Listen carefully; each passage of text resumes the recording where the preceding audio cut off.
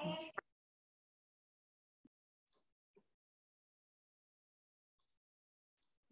going to go ahead and start recording and we can get started. We have a few folks that have showed up so far.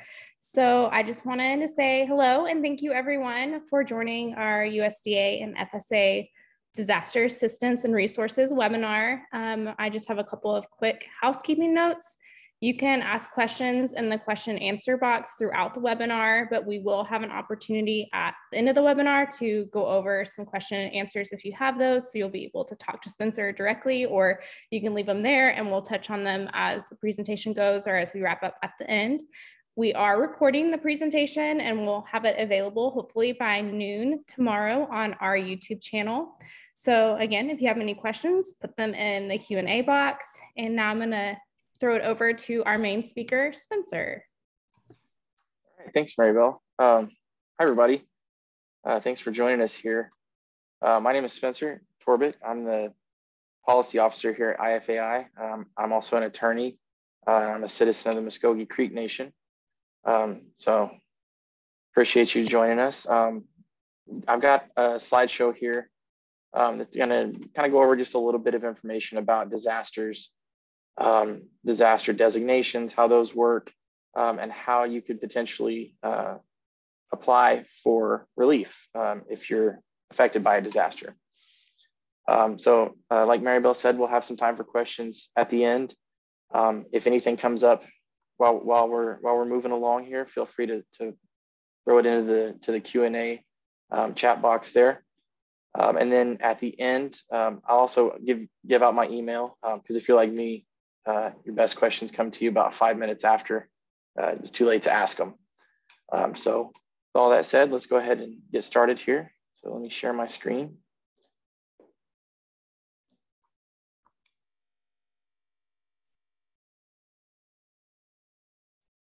Okay.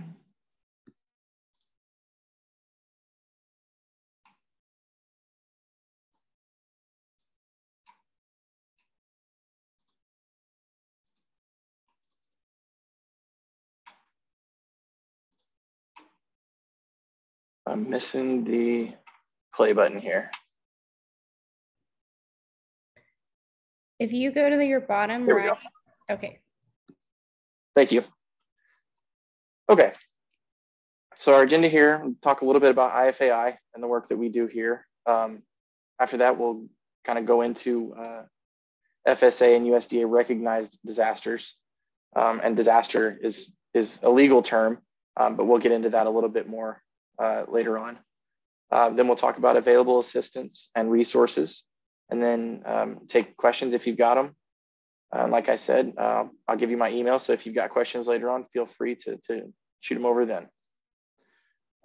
Here at IFAI, which stands for Indigenous Food and Agriculture Initiative, at the University of Arkansas, we were established in 2013 by Stacy Leeds and Janie Sims-Hip, who earlier this year was confirmed as the general counsel for the USDA. So we're proud of that. Our goal here is to provide assistance. You see enhanced wellness and health of tribal communities by advancing food systems. And a lot of that can be anything from assistance to tribal producers who need a little bit of help, kind of like what we're doing today, just finding resources, to actually assisting tribal governments in establishing departments of agriculture or adopting new policy or whatever it is that they may need. A lot of our work in Indian country, like I said, includes a bit of everything that involves agriculture. One of the things that I do the most work on is the Model Tribal Food and Agriculture Code, which is actually an entire piece of legislation that's basically ready for adoption by any tribe who wants to adopt a set of agricultural laws, who either didn't have one before, or they need updated, or they're expanding their agriculture department, or whatever they may need.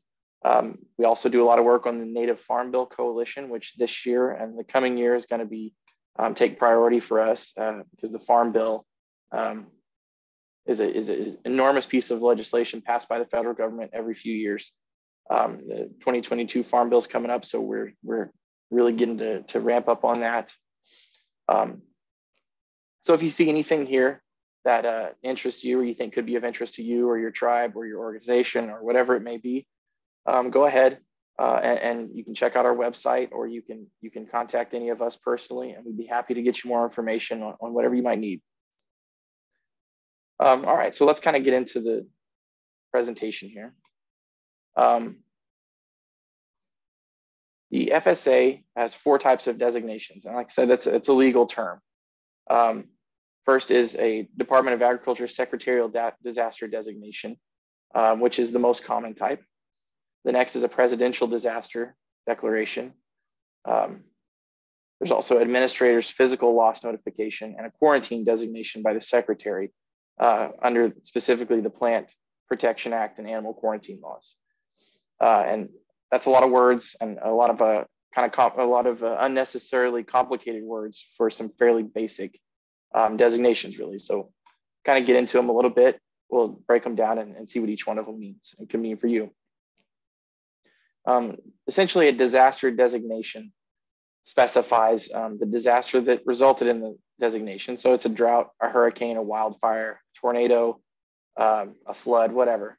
A period of time in which the disaster has affected people, and in our case, generally agriculture production. Could be crops, could be livestock, whatever production is affected, and then specific counties that are affected by the designation. Typically, it's an entire county, and with a lot of designations, it's whatever county is affected. So, for example, if one county is hit by a tornado, the designation will also include counties that are contiguous with that one. First is the secretarial disaster designation. Secretarial designations, kind of like the name implies, must be requested by the Secretary of Agriculture, by a governor, an authorized representative, or importantly, in our case, by an Indian tribal council leader. And it's a little bit unclear what that exactly means. Does it mean, specifically a council leader, so like a speaker of a council, a national council, a business council, or could a chief or another executive do it? A little bit unclear, but it is clear that tribes can request for disaster designations by the Secretary of Agriculture. Like I said, it's the most widely used designation. So most of the time when a disaster designation is issued, it'll be a secretarial disaster designation.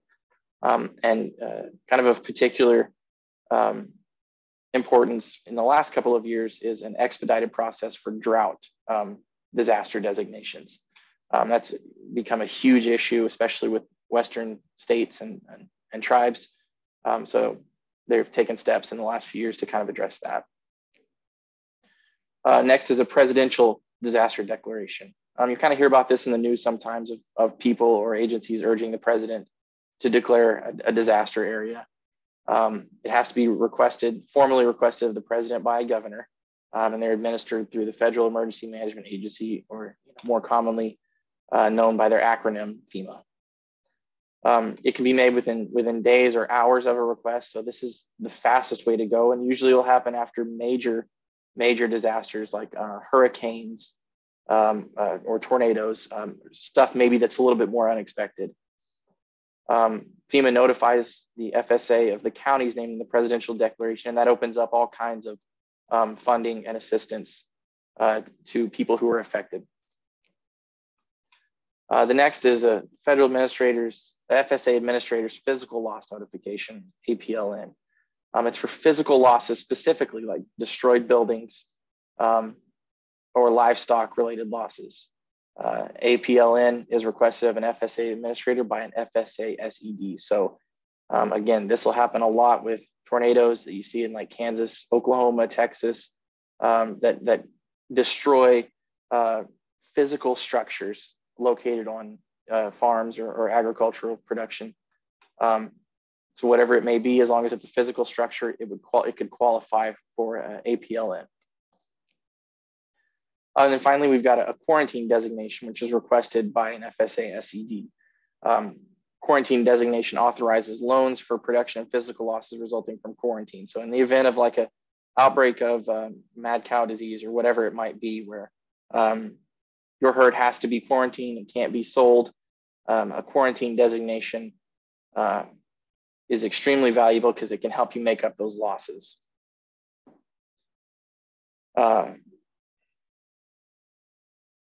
And the declaration process is generally the same for all four.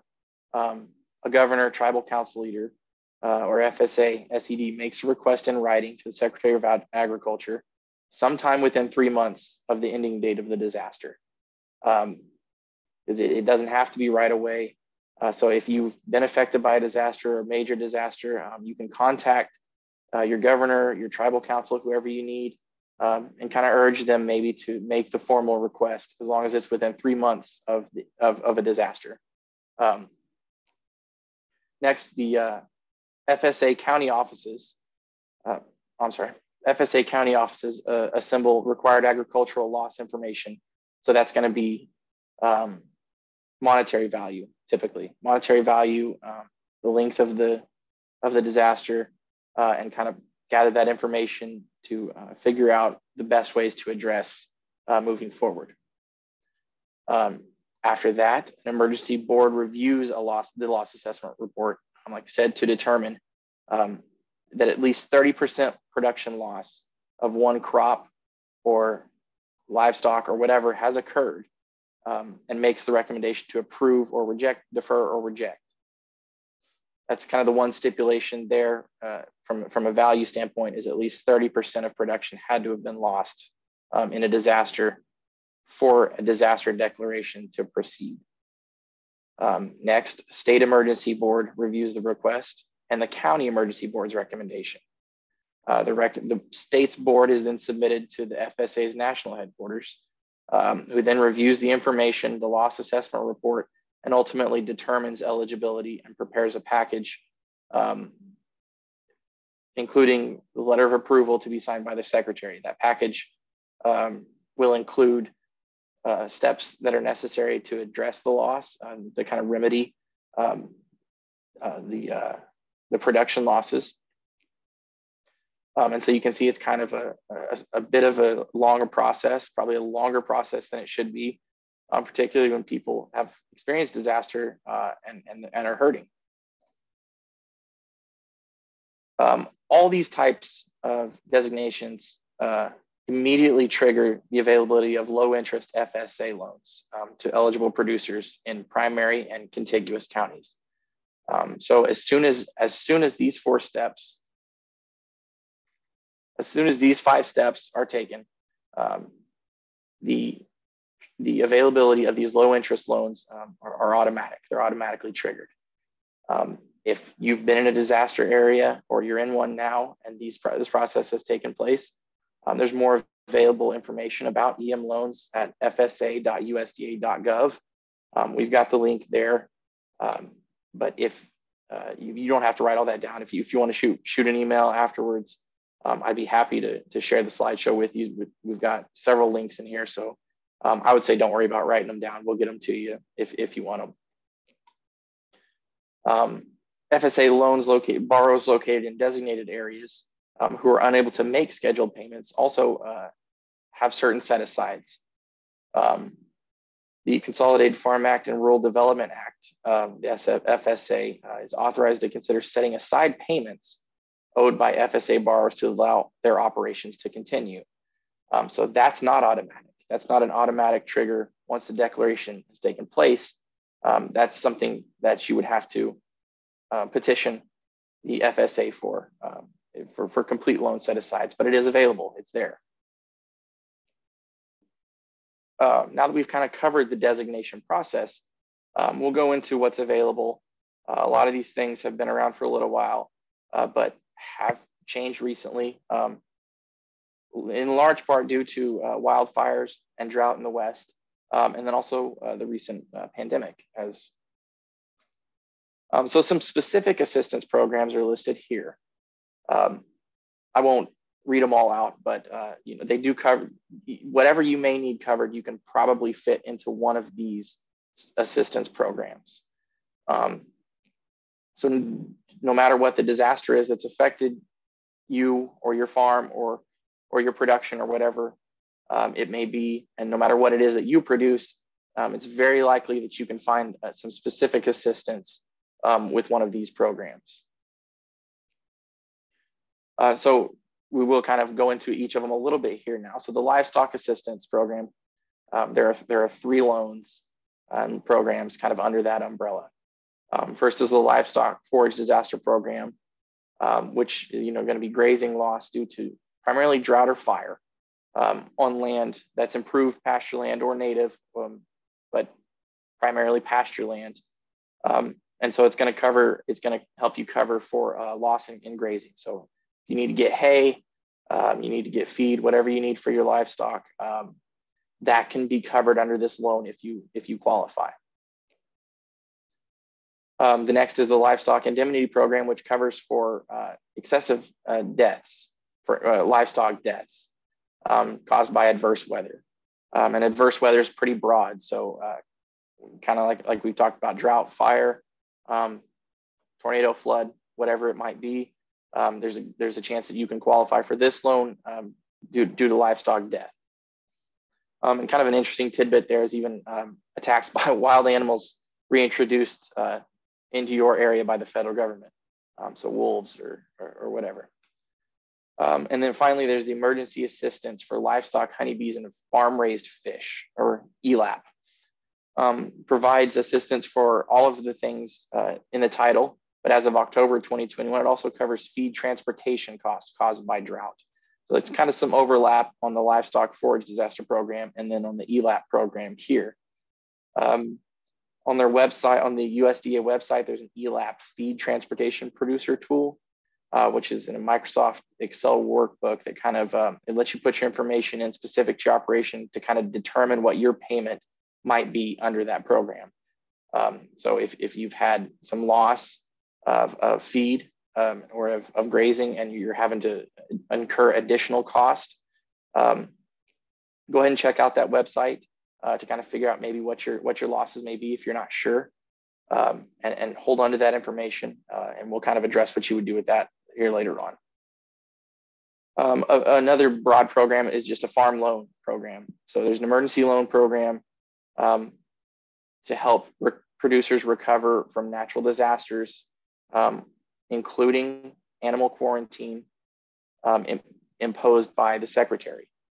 So if you've experienced loss due to any natural disaster or any sickness or quarantine of your livestock, you may be able to qualify for an emergency loan, emergency farm loan. The disaster set-aside program, which we kind of touched upon a little bit earlier, actually allows you to defer payments essentially for up to a year if you've experienced some disaster. This is a little bit different than a loan set-aside because this actually would just allow you to move up to 1 year's payments to the end of your already approved loan. So if you've got a 10-year loan, you're in year 6 and you've had a disaster, you potentially could skip all the payments on year 6 and move them to the end of your loan.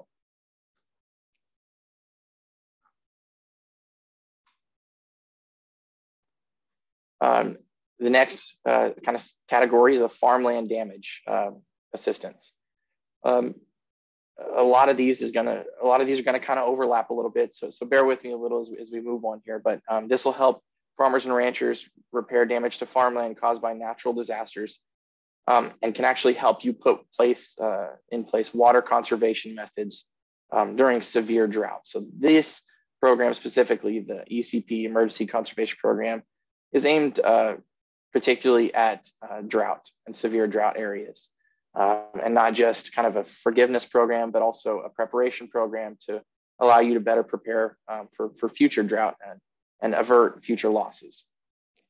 We've got another link there, so if you'd like to check that out, you can. Otherwise, we'll give you the slideshow and the links, anything you'd ask for at the end here. This also, under the umbrella of the farmland damage, is the Emergency Forest Restoration Program, which helps owners of non-industrial forests restore forest health damaged by natural disasters. So particularly tribes and tribal organizations who own forest land, this could be a particularly helpful program to them in restoration from wildfires or drought or whatever that's really kind of ravaged, particularly the western half of the country in the last 10 years or so. Now we've got crop losses. So the non-insured disaster assistance program pays covered producers of covered non-insurable crops when low yields, loss of inventory, or prevented planting occurs due to natural disaster. You can see eligible producers must have purchased NAP coverage for the current crop year. So that's particularly if you've already purchased this coverage. If not, you may be able to apply for one of the programs we've talked about previously, but this one specifically is for producers who have purchased NAP coverage for the current year. Also in crop losses is the Tree Assistance Program, or TAP, which provides financial assistance to orchards and nurseries to rehabilitate their product. So this one is not really wild forest or natural forest land like we've talked about previously. This is particularly for producers who produce fruits, nuts, nursery trees, whatever it might be, damaged by natural disasters. So there's another link there for you in case you think you may qualify. And an important thing to kind of keep in mind when you go through this are timelines. If you've dealt with the federal government, nothing happens super quickly, unfortunately. Some of these programs are a little faster than others. But if you do think that you qualify for one of these, your operation has been impacted by any kind of natural disaster, and you believe you may have lost up to 30% of your production value, and you're interested in participating in one of these programs, you can report your losses and damages to the FSA and or your approved insurance provider for crop insurance claims. So that's going to be your first step in accessing any of these programs. More specifically, some of the programs we've talked about, the ELAP program requires you to file with your USDA service center within 30 days for livestock and fish, and 15 days for honeybees. So that's not very long. It's not very long. So if you've experienced a loss, go ahead and check in on that as soon as you can with your USDA service center.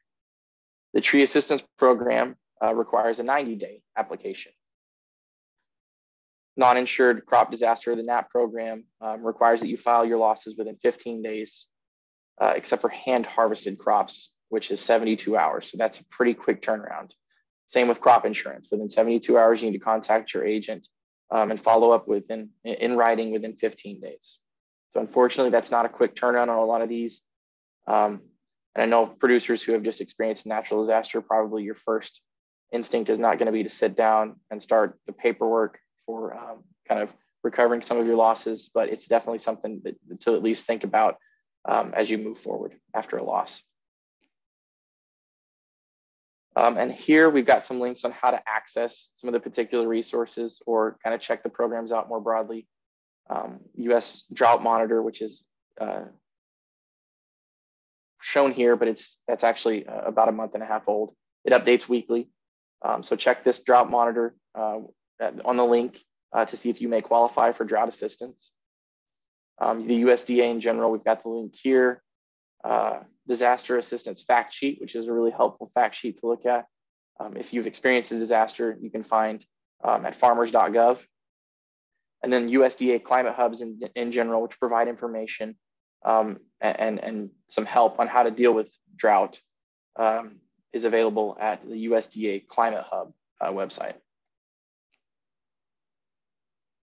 And that kind of brings me to some of the changes that are a little more recent. And a lot of them have to do with drought, as that becomes more and more of an issue every year, it seems like, in the Western United States and lack of water. As far as drought goes, if any portion of a county is physically located within an area of a drought monitor intensity of 3 or more, then the entire county will be designated a disaster area. And just to kind of, for a visualization, that refers, the drought monitor refers to the map here and the link provided here.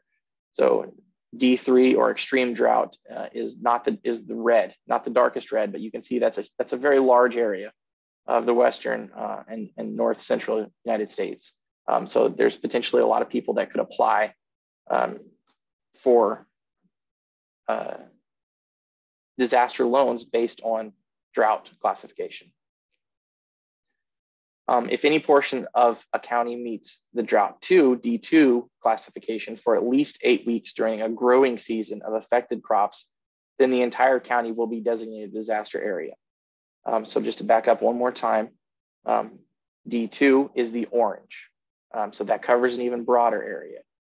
So if you or any part of the county that you live in has been affected by drought and you'd like to apply for one of the loans we've talked about, look at this website, look at the map, see if your county is at least contiguous with another county that's been affected by drought, and you may be able to qualify for loans or drought assistance. Some other drought and wildfire relief specifically is NAP, which we've talked about earlier. If you haven't purchased NAP, then it's unlikely you will not qualify for the non-insured crop disaster assistance program, unfortunately. But there is a good chance that you can apply and qualify for another program we've talked about. We've also got the emergency conservation program. So this provides funding to restore damaged farmland or to install infrastructure for water conservation during severe drought. So this is not only kind of a backwards looking relief program, but it's also a preparation program to help you deal with drought in the future. Because unfortunately, kind of the way things are going, it's not likely that it's gonna go anywhere anytime soon. So this program aims at helping you or producers or tribal governments prepare for future drought. Drought emergency measures provide for water conservation, enhanced permit grazing of range, pasture, or forage by livestock, which is pretty broad. Supply emergency water for existing irrigation systems serving orchards and vineyards, and can provide emergency water for confined livestock operations and restore fencing. So that's pretty broad. There's a pretty good chance that if you or your tribe or your organization takes part in any kind of livestock operation or orchard operation, or essentially any agriculture operation, which all need a substantial amount of water, then you can probably qualify for this program if you're in a drought area. And now we've got some USDA NRCS drought recovery. Environmental Quality Incentives Program, or EQIP, provides producers financial resources and a one-on-one plan to help implement improvements on the land. There are some tribes who administer EQIP programs, and also the USDA administers these for tribes and tribal producers whose tribe does not administer them themselves. It's not established specifically for disaster response, but the program can help with long-term infrastructure, typically infrastructure programs to provide relief for areas that have been affected by droughts or wildfires, or even you see their wind erosion or whatever is impacting your field.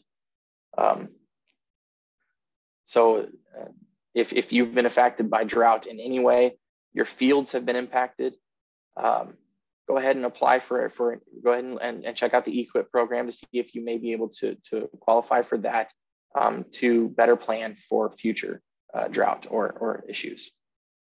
Now the Emergency Watershed Protection Program helps communities address watershed impairments due to drought and other natural disasters. So this is your natural watershed. This funding helps these drought-ravaged communities and private landowners address watershed impairments like stabilizing stream banks, replanting upland sites stripped of vegetation. So kind of your ancillary issues that develop due to drought, but not directly are impacted by lack of water. And as I've said earlier, the best way to do this, unfortunately, is to actually go to the USDA website and use their disaster assistance discovery tool. That tool in particular is fairly intuitive and helpful, and should be able to kind of point you in the right direction. Kind of unfortunately, a lot of these programs don't have a direct application available online. if you use this tool and it turns out that you may qualify for one or more programs, it's going to point you to your local USDA service center, where you'll go or call or email or whatever it may be a local officer there who is supposed to help you and should help you kind of sort through the process and figure out what you do qualify for and help you with your application. The disaster assistance discovery tool, it's got a list of issues and droughts, issues and disasters. So you'll pick it out as you go along. Each step kind of narrows it down a little bit more until you reach the end. And like I said, it is an effective tool, but sort of at the end, no matter what your answer is, it's just going to say, please contact your USDA service center to see if you qualify. But I would encourage you to check that out so you can at least take that information with you to your center to help along the way.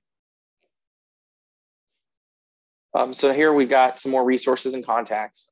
The disaster assistance programs, everything we've talked about here, and more information is available at USDA.gov. The other programs that are available at farmers.gov, protection and recovery of farms and crops. And like I said, if anything here, if you've got any questions, if you're having any kind of trouble accessing any of these programs, we'd like to hear from you. Kind of the goal of this is to help you figure out how to access these programs, make sure you know what's available, because we know that some producers and tribes and tribal organizations historically have had trouble accessing programs that are supposed to be readily available to them. So as you go to your local office and kind of start the process, if you have issues there with your office or with anyone in particular at your office, or general issues accessing any of the loans that should be available to you, please reach out to us. Please let us know, because we'd like to help. We will make sure that people in decision-making capacities are made aware of those issues, whether it be at your local office or whether it be broadly accessing. Just please let us know of any issues that you've had with any of these programs. Or if you've not had issues, if you just got questions, if you'd like some help, maybe putting together resources, just contact us. Anything you may need, please, there are no silly questions. So you can email, you can call us, you can contact us on our website. And here is my email. So you can go ahead and write that down. We've also got our website down there at the bottom. We've got Twitter, Instagram, Facebook. We're pretty easy to find. If you just if you search for IFAI or Indigenous Food and Agriculture Initiative, you should find us. So feel free to take my email down there, take down any of these websites, and you can email me personally with any questions or anything you'd like to make us aware of. And that brings us to the end. So if anybody's got any questions now, please feel free. Please feel free to use the chat box there, or just go ahead and shout them out if you've got questions as I figure out how to get this back.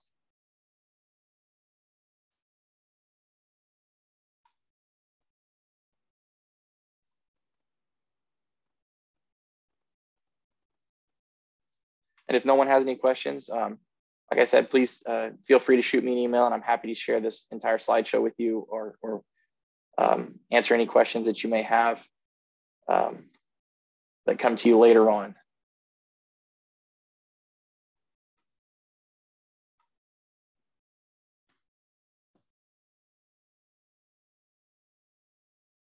And we'll give it back over to Mary Bell here if I can figure out how to do that. You should be able to just stop sharing screen, but if you can't, that's totally fine. We can just wrap up. Okay, that sounds good to me. Okay, well, thanks everyone for attending. We will be getting this up on our YouTube as shortly as possible. So if you want to go back and reference that, you can do that. Or like Spencer said, just shoot him an email and he'd be happy to answer any questions you might have or to send over some of the links that were included in the presentation. But again, thank you for attending today, and we hope that you have a great afternoon. All right, thanks for your time.